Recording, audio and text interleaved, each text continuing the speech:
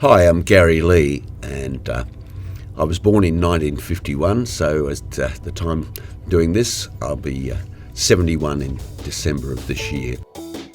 Passing. Passing is so important in football generally, but in walking football, very much so, and it's important, I think, to be able to use both feet. With the tennis ball, I'm not concentrating on keeping the ball on the deck, on the ground as it were, but kicking with the inside of my foot.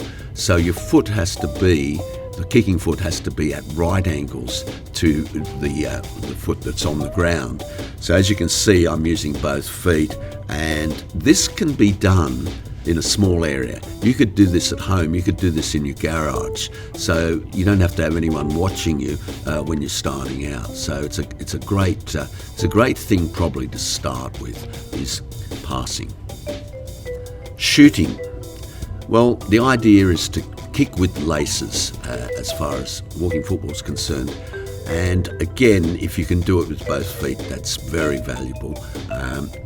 We were always taught as kids to not lean back, but I think more important is the position of your knee at the time that your foot impacts the ball, kicks the ball.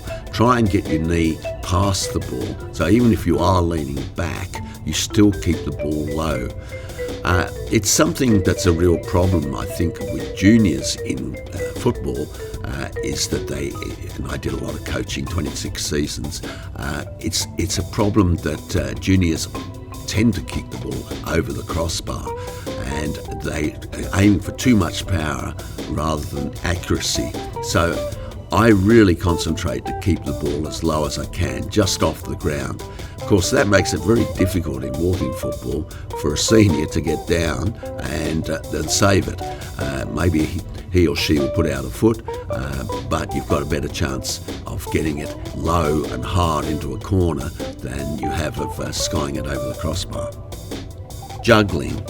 Well, juggling doesn't put the ball in the back of the net, that's for sure, but it does give you an opportunity to master a ball, and as you can see, I'm using a tennis ball, so the concentration, coordination required is obviously high, but it's something you can build on, and that's how I did it originally. I could juggle a normal football as a kid, but I didn't really start on the tennis ball till I was well into my 50s.